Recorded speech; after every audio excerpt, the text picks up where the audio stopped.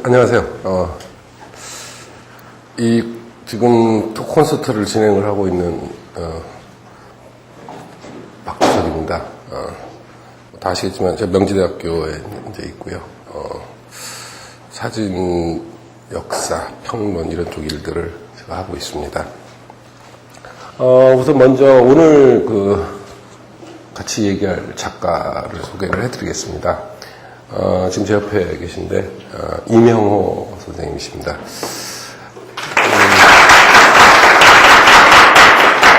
이명호 선생님 요즘 소위 말하는 이제 우리나라 미술계, 사진계 통틀어서 가장 핫한 작가로 소문나 있고 외국에서도 굉장히 작품이 많이 팔리는 그야말로 요즘 뜨고 있는 스타 작가십니다. 이명호 선생은 중앙대학교 사진학과에서 석박사를 했고 핫한 작가다 보니까 국내외 여러 미술관들, 갤러리들에서 초대전들이 계속 이어지고 있고 작업들을 많이 하고 있습니다. 가장 최근에는 여기 옆에 있습니다만 최근에는 숭례문 갖고 작업을 진행을 하다가 막판에 우여곡절 끝에 그 작업을 못하게 돼서 속은 상하겠지만 뉴스에 굉장히 또 화제가 된 적도 있는 그런 작가입니다. 우선 제가 나중에 이제 이명호 선생님께서 본인의 작업을 가지고 여러분들한테 그 작업을 소개를 해주고 본인 스스로의 작품관이라든지 사진 작업 방법이라든지 이런 것들을 다 얘기를 하시겠습니다만은 그러기 전에 제가 이명호 선생의 사진을 읽는 방법이라고 표현을 해야 할까요? 사진을 읽어내는. 사실 이게 간단한 문제는 아닌데, 제일 먼저 이거 하나부터 좀 보시겠습니다.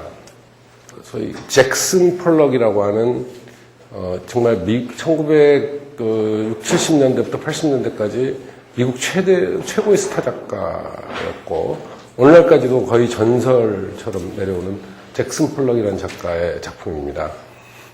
사실은 이제 여러분들 보시면 알겠지만 정말 물감을 그냥 뿌려놓은 그런 거에 불과합니다. 사실은 보면. 그러니까 잭슨 폴럭 그림을 어떻게 이해를 하는 거냐면요. 가장 간결하게 제가 말씀을 드리면 인간이 그린다라고 하는 행위를 한 흔적에 불과한 것이다. 그랬을 때 잭슨 폴럭 작업은 이해가 돼요. 잭슨 폴락은 그러니까 그림을 그리겠다, 어떤 형태를 그리겠다는 의지를 전혀 갖지 않고 어느 순간에 저렇게 캔버스 앞에 담배 피워물고 앉아갖고 그냥 행위를 해요. 자기가 미친놈처럼 춤도 추고 별짓을 다 해요. 그리고 행위를 하고 나니까 물감 갖고 행위를 하는 그린다는 행위를 했어요. 그 결과예요. 그러니까 잭슨 폴락이 뭘 그렸냐는 전혀 중요하지가 않아요. 그래서 가장 모더니즘의 정수예요. 모더니즘의 논리가 발전하다 보면 잭슨 폴락에 오면 거의 이제 끝까지 가는 거예요. 그래서 소위 말하는 행위예술이라는 게 생겨요. 그래서 이제 잭슨 폴락 같은 걸 통해서 그렇구나. 그림이라고 하는 거, 회화라고 하는 것은 그린다는 행위의 흔적에 불과한 것이구나. 작품? 이거는 부수적인 거야. 이런 게 데니스 오펜하임이라는 유명한 행위예술가이자 대지예술가입니다. 그래서 이제 여기 바닷가가 이런 데 있잖아요. 그런 데다가 지금 원형으로 저렇게 흙으로 만들어 놔요. 이런 것도 마찬가지예요. 지금 바닷가에 절벽 같은 데다가 데니스 오펜하임이 지금 막 천을 막 갖다 씌운 거예요. 이런 것들이 전형적인 이제 대지예술, 행위예술 작품들입니다. 그래서 사진에 저렇게 행위를 하고 대상에 직접 개입을 하고 행위를 해서 그래서 결과물로 사진 작품을 내놓는 그런 어떤 작품 방법론들이 이때부터 시작이 되는 겁니다. 제가 이제 왜 이런 말씀을 드리냐면 이명호 선생의 작품이 사실은 서양 미술의 이런 발전 과정에서 생겨난 이런 방법론들을 정확하게 채용하고 있어요, 사실은.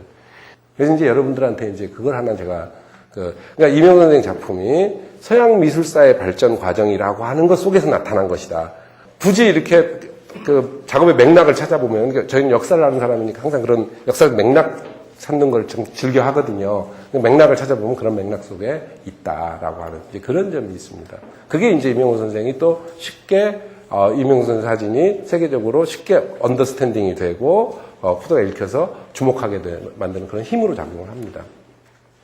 우선 제가 이렇게 좀 제 나름대로 보는 방법을 얘기를 했습니다. 이건 제가 해석하는 이명호 선생의 작품입니다. 자, 지금부터는 이명호 선생 본인의 얘기를 한번 들어보도록 하겠습니다. 안녕하세요, 이명호입니다. 교수님 말씀 들으면서 굉장히 저 스스로도 정리가 많이 되고, 사실은 이렇게 좀 작가들이라는 게 좀 총체적인 어떤 느낌 덩어리, 뭐 영감 이런 것들을 가지고 출발을 하는데, 또 이런 평론가 분들께서 또 그런 것들을 정확하게 분석을 해주셔야만 작가들도 스스로 뭘 하고 있는지 좀 정리가 되고 그러거든요. 예, 그래서 또 이런 자리를 통해서 저도 정리가 되고 하나씩 좀 맞춰갈 수 있는 기회가 되는 것 같아서 너무 감사드리고요. 네. 그러면 작업을 조금 보면서 말씀을 드릴게요. 제가 하고 있는 작업의 타이틀이 사진행위 프로젝트거든요. 그래서 사진과 행위가 붙어 있다는 거에 좀 주목을 해서 보시면 될 것 같고요. 예, 그 첫 번째 시리즈가 이제 나무 연작인데요. 작업에 대한 어떤 방법론 뭐 이런 것들을 쭉 적어놨는데, 나무 하나를 발견을 하면은 계속적으로 그걸 보거든요. 예, 그냥 느낌을 딱 받았다고 해서 바로 작업을 하는 게 아니고요. 적어도 한 4계절 정도를 지켜보면서 그 나무의 그 캐릭터를 좀 잘 보여줄 수 있는, 물론 이제 계절마다 다 그때그때 이제 그 느낌들이 다 나름의 느낌들이 있고 가치가 있는데, 그래도 작업하는 건 한 번이니까요. 물론 이제 계절 작업도 할 수 있지만 2번, 3번, 4번 계속 반복적으로 보면서 이 나무가 관객들에게 전달됐을 때 괜찮을지 그런 느낌들을 체크를 하게 되는 거죠. 사실은 이제 너무 의미 있는 소재를 선택하게 되면 그 제가 하는 행위가 뒷전으로 가고 그 소재에만 자꾸 또 그게 먼저 보이고 행위가 뒤로 가는, 그래서 무의미한 대상들을 선택을 일부러 한 거예요. 여기는 그 경기도 안성의 축산교육장이라는 데거든요. 근데 처음에는 풍경이 이렇지 않았고 같은데 그 뒤에 이제 에드벌런이 없었어요. 예, 없었다가 촬영하려고 갔는데 그날 주말에 체육대회를 하더라고요. 체육대회를.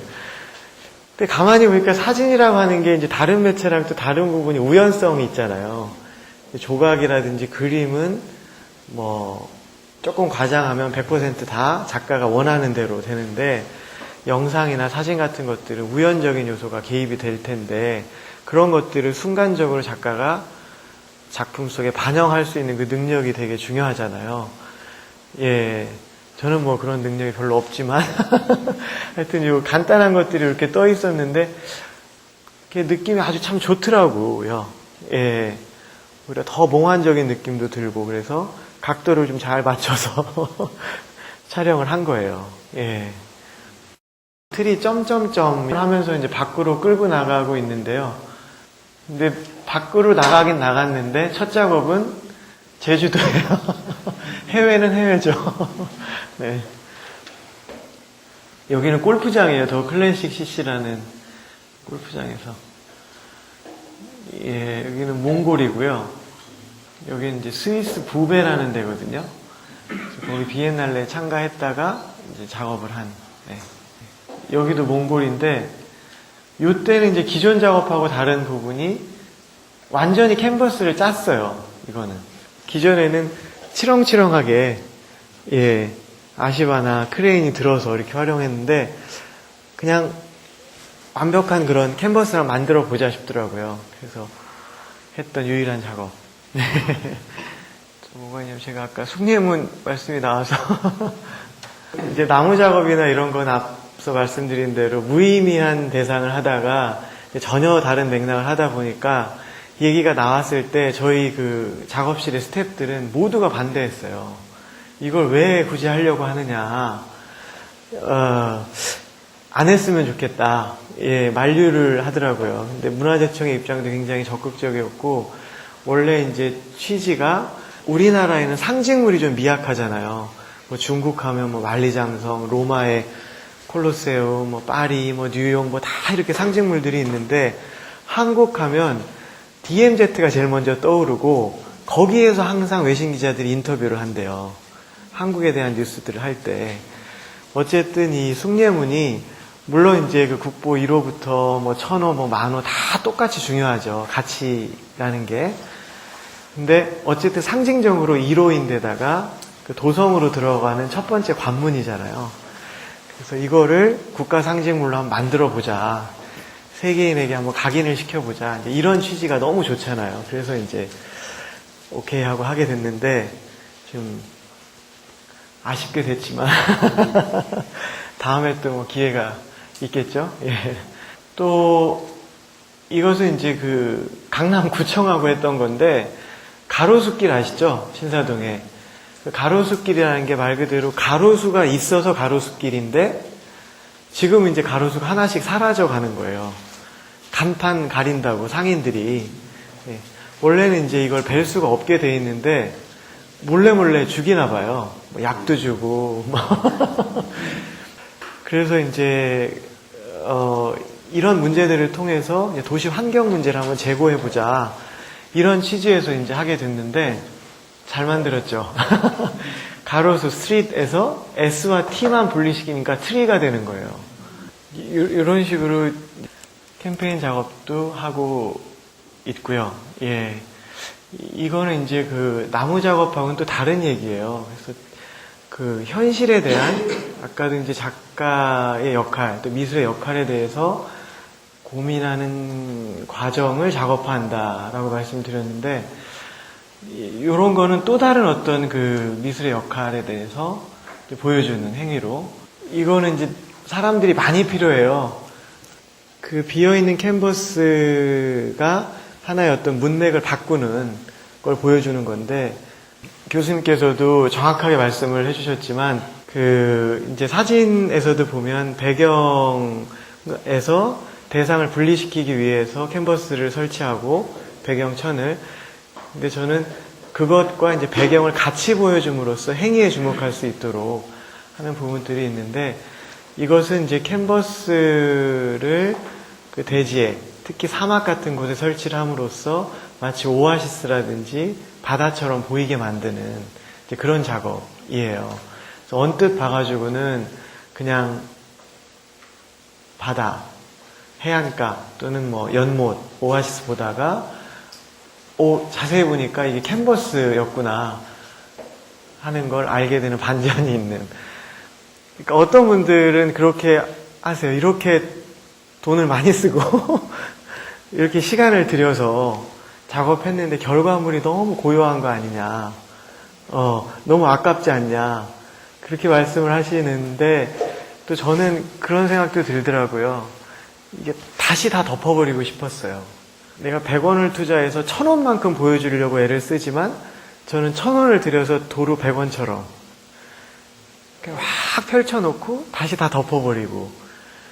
그러니까 나무 작업 때도 마찬가지였는데 어떻게 보면 그 작업의 과정들을 막 요란하게 보여주게 되면 우와 이런 느낌이 한 방에 들 텐데 너무 그냥 정제시켜서 이게 사진인가? 그린 거 아닌가? 뭐 이런 생각도 들고 분재로 작업했겠지? 뭐 이런 생각도 들고 하도록 만드는 것처럼 이런 작업도 그냥 어떤 분들은 예쁜 사막 사진이구나, 풍경 사진이구나 이런 생각들을 많이 하고 돌아가세요. 그러니까 이번에 갤러리 현대 전시를 하면서 제가 작가로서 가장 좋았던 부분은 이명호 하면 나무 작가인 줄만 알았대요. 근데 그 전시 공간을 제가 밝은 방, 어두운 방, 그러니까 미학적인 어떤 그런 이야기들이 아니고 그게 원래 기술 용어잖아요. 밝은 방, 어두운 방이라는 게 최초에. 기술 용어에 빗대서 제가 하고 있는 이 두 개의 큰 결을 나무 작업은 현실을 드러내는 거고 이런 신기루 작업은 사막 작업은 비현실을 만드는 거기 때문에 어두운 방에 빗대고 이렇게 표현을 했는데 그 어두운 방을 보면서 이게 뭐 하는 건지 알았다. 처음에는 그냥 사막 풍경인 줄 알았대요. 아니면 뭐 캔버스에다 사막을 그려서 찍었나? 뭐 그렇게 생각하고 계시다가. 근데 이 뒤에 지금 320명이 들고 서 있다는 걸 감안하고 보시면 이 작업의 어떤 의미라든지 그 감동의 그 폭이 훨씬 더 증폭될 수 있지 않을까. 그런 생각이 들어요. 네. 뭐, 이 정도로 제가 발표를 하고요. 예, 또, 예. 자, 우선 먼저, 예, 고맙습니다. 박수 한번 보내주세요. 여러분들 질문을 받기 전에, 항상 이 프로그램이 그렇듯이, 페이스북에서, 먼저 이제 질문들이 올라오고요. 그래서 이제 제가 그걸 이제 작가, 여기 계신 우리 임영선한테 제가 질문을 해야 되는데, 먼저 좀 그것부터 진행을 하도록 하겠습니다. 박성규라는 분이신데, 현장 작업에서 가장 어려운 점이 있다면 주로 어떤 점이고, 그 어려운 점을 해결하는 그 솔루션이 있을 텐데, 그 부분이 굉장히 궁금한가 봐요. 그러니까, 작품을 딱 보면, 현장에서 굉장히 어려움을 많이 겪었겠다. 이제 이분도 느끼셨겠죠. 그리고 근데 그 중에 가장 어려운 건 어떤 거였고, 그걸 어떻게 해결하는 방법은 어떤 건지, 노하우라면 노하우가 하나만 그 얘기를 좀 해주셨으면 고맙겠습니다. 예. 그래서 저는 이제 처음에는 아까 그 필름이 녹는 바람에 굉장히 깜짝 놀랐다고 그랬었잖아요. 그런 일도 있으면서 또 어떻게 보면 남대문 행사를 할 때도 이게 무너지면서 이게 스탑이 중간에 반쯤 올라가다가 멈춰버렸는데 그런 얘기를 할 때 저는 덤덤하게 받아들일 수 있었던 부분이 이미 제가 제 개인 작업을 하면서 많은 시행착오들이 있었거든요. 그래서 하다 많은 거에 대해서도 나름대로 단련이 돼 있어요. 처음에는 놀래고 그러다가도 이게 어찌 보면 제가 정말 순수하게 작가라면 그런 어떤 실패의 과정들도 하나의 작업의 연장선상이 아닐까 그런 생각이 들더라고요. 그러니까 최종 결과물이라고 하는 것도 과정의 한 꼭지잖아요. 부분이잖아요. 근데 우리는 과정 따로 결과 따로 생각하는 데 익숙해져서 결과물을 낳지 못하면 아이고야 이거 실패다 이렇게 그냥 얘기를 해버리는데 전체가 과정이라고 보면 이 실패하는 것도 성공하는 거나 똑같은 의미의 가치가 있겠구나 하는 생각이 들더라고요. 하다 만 것도 의미가 있다. 남대문 뒤에 올라가다 말았지만 저 남대문 그 틈 사이로 보이는 저 캔버스 결국에는 작가라고 하는 게 문제의식을 던져주는 거라고 하면 이 실패한 것들을 통해서 또 다른 문제들이 많이 발생이 되고 관객들에게 그것이 환기가 된다면 이대로 또 예술이 아닐까. 내가 좋은 문제를 던진 거 아니냐. 저한테 오는 거는 그렇게 되면 없죠. 결과물이 없으니까 컬렉션이 안 되고 좀 힘들어지지만 작가적인 입장에서 보면 이대로 좋다 하는 생각들이 들어서 참 문화재청에서 스탑하기로 하자 이렇게 결정을 했을 때도 덤덤하게 정말 받아들이고 수 있었어요. 예. 예. 김학미 씨란 분이 얼마 전 자연을 찍은 사진으로 인해서 저작권 시비가 붙는 것을 보았는데, 나무, 그 흔한 자연은, 이모 선생님 그런 염려는 없으신지 궁금해 하네요. 이제 실제로도 몇 건이 있었어요. 그래서 스웨덴의 아주 유명한, 우리로 치면 뭐 빈폴이나 뭐 이런 브랜드처럼 아주 대중적인 브랜드 업체에서 저희 지인분이 스웨덴을 놀러 갔다가 매장을 갔더니 저희 그림을 액자까지 해가지고 매장에다 그냥 다 도배를 해놓고 심지어 홈페이지에도 버젓이 막 올려놨더라고요. 근데 저는 그 업체랑 얘기를 한 적이 한 번도 없었거든요. 이제 그래서 이제 그 뉴욕에 있는 화랑 아때 좀 이걸 어떻게 진행을 해야 되겠느냐 이제 상의도 하고 그랬는데 결국에는 소송 비용이 너무 큰 거예요. 배상을 받아도 오히려 소송 비용이 더 나오게 생긴 그런 거여가지고 내려달라고 하고 말고 또 작년에 삼성전자에서 신문에서 보셨는지 모르겠는데 저희 작품이랑 아주 유사한 거를 이렇게 하면서 어떤 언론에서 이렇게 나오면서 저는 몰랐거든요. 그래서 자기네들도 사실은 디자인 회의를 할 때 이거 혹시 문제가 되지 않을까라고 내부적으로도 이야기가 나왔는데 법률 검토를 해보니 상관없겠다. 삼성 법률팀에서 괜찮다, 진행해라 그러더래요. 그래서 진행이 됐대요. 그래서 제가 아는 뭐 다들, 친구들 중에 다 변호사들 다 있잖아요. 또 제 친구한테 갔더니 100% 진대요. 예, 삼성이랑 싸워서 이길 수가 없대요. 내렸는데 이게 왜 안 되냐 했더니, 주지 저명해야 된대요. 그러니까 백남준, 요 정도 돼야 된대요. 예, 이유환, 요 정도 돼야 된대요. 그래서 대중적으로 다 알려지면 점 하나, 누구나 점 하나 찍을 수 있잖아요. 근데 그게 10억이잖아요. 그럼 누가 들고 가서 똑같이 점 하나 찍어서 10억 받을 수 없잖아요. 그런 것처럼 그거 하면 이완 선생님이 특허를 낸 건 아니잖아요. 그렇지만 그게 이유환이 거다, 백남준이 거다라고 하는 거를 일반 대중들이 다 공감할 수 있을 정도, 그런 용어를 저는 처음 들어봤거든요. 주지 저명해야 된대요. 그래서 아직은 너가 조금 작은 작가래. 주지 저명하군요. 그냥 미술계에서, 예, 우리끼리 아는 작가이기 때문에 대중적인 작가가 되면 네 거다 하는 게 인정이 되기 때문에 삼성이 그렇게 못했을 거다 하는 얘기를 하더라고요. 그래서 예, 그런 걸 제가 공부를 했어요. 예, 네. 나무를 고르실 때 그래서 어떤 특정한 기준이라든지 아니면 그런 선택을 할 때 뭔가 이렇게 다양한 요것들이 좀 적용이 될 것 같은데요. 어떤 기준으로 나무를 선정하시는지가 궁금합니다. 그 기준이라고 하면 유일하게 있는 기준은 그냥 사소한 나무여야 되고요. 흔한 나무, 우리 주변에서. 그러니까 이미 뭐 코드화되어 있는 나무랄까 이런 것들을 제외하고 하게 되는데, 나머지 부분은 이제 제 주관적으로 일단은 선정을 한 뒤에 이것이 이제 관객들이 봤을 때도 납득이 갈 만한, 공감할 수 있는지, 그래서 주관적인 감성을 아까 말씀드린 대로 객관화하는 과정들만 거치게 되는데, 마치 그런 거죠. 우리 전날 연애편지 쓰잖아요. 다음날 아침에 보면 되게 유치하잖아요, 그게. 그런 것처럼 처음에 제가 필 받아서 이거 좋다 했다가도 다음에 가면 아닌 것들도 있어요. 다시 보니까 별로네. 그런 과정들은 있죠. 예, 예. 네.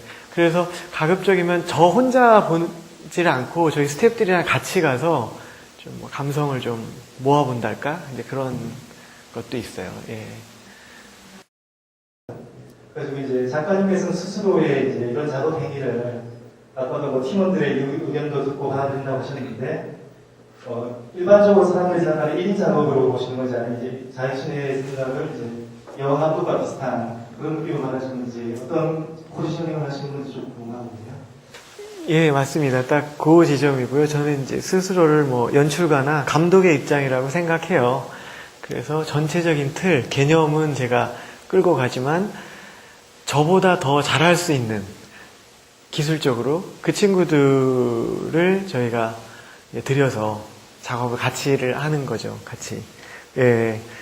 저는 이제 포토샵 또는 기술적인 부분들, 심지어는 촬영도 제가 포커스를 잘 못 맞추거든요. 눈이 이상한지 제가 찍으면 이상하게 포커스가 안 맞아요. 근데 이상하게 또 스텝이 맞추면 정말 쨍하게 잘 맞추는 거예요. 예, 그런 것도 이제 앵글은 제가 이렇게 하자, 이렇게 잡으면 그 친구가 이제 정교하게 만진다든지. 그래서 나보다 더 잘할 수 있으면 그 사람을 들여 쓰는 거죠. 예, 그러니까 정말 감독의 입장에서 그렇게 하고 있어요. 예. 원래 생각하셨던 작품과 사진이나 매체가 가지고 있는 유연성을 어떤 경계를 두시고 계시는지 궁금하고, 만약에 이제 우연성이 자신이 생각을 하시는 그 매체를 많이 침범을 한다고, 그 작품을 많이 침범을 한다고 하셨을 때 리터치는 어느 정도까지를 생각을 하시는지에 대해서 많이 궁금했습니다.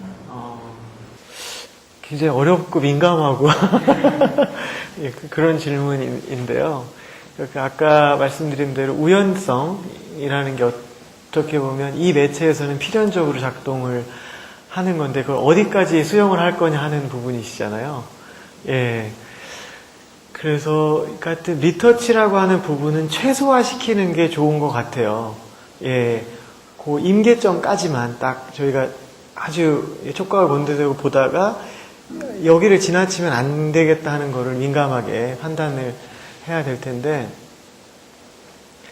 그 불필요한 요소라고 하는 부분이 결국에는 저희가 만들어낸 부분일 때는 싹 제거를 하는 거예요. 크레인이라든지 줄이라든지 이런 것들은 저희가 만들어낸 것들은 지우지만, 자연적으로 원래 있던 것들은 있는 상태로 우연이잖아요.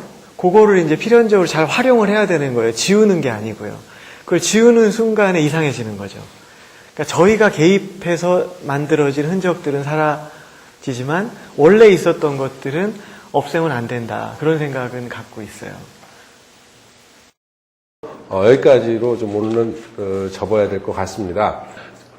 사진 역사적으로, 미학적으로 의미 있는 작가들, 뭐 주명덕 선생부터 유명호 선생까지 6분을 이렇게 모시게 돼서 잘 진행을 했습니다. 이게 이렇게 잘 될 수 있었던 거는 적극적으로 참여해 주신 여러분들 덕분입니다. 그래서 여러분들한테 진짜 고맙다는 말씀도 다시 한번 드리고 싶고요. 이 콜로트 키움은 계속 됩니다. 근데 작가를 초청하는 이 콘서트는, 톡쇼는 이걸로 마무리 짓고요. 전혀 다른 포맷으로, 다른 어떤 아이디어를 내서, 좀 더 많은 분들이 사진에 대해서 더 깊게 이해하고, 제 바람은 사진이 여러분들의 삶 자체가 행복해지는데 기여를 했으면 좋겠다는 게 항상 제 마음이거든요. 그런 걸로 유도하는 어떤 그런 프로그램, 이걸로 제가 더 고민을 많이 해보고 회사 측과도 한번 같이 고민을 한번 하도록 그렇게 하겠습니다. 여러 가지 해주셔서 너무 고맙습니다.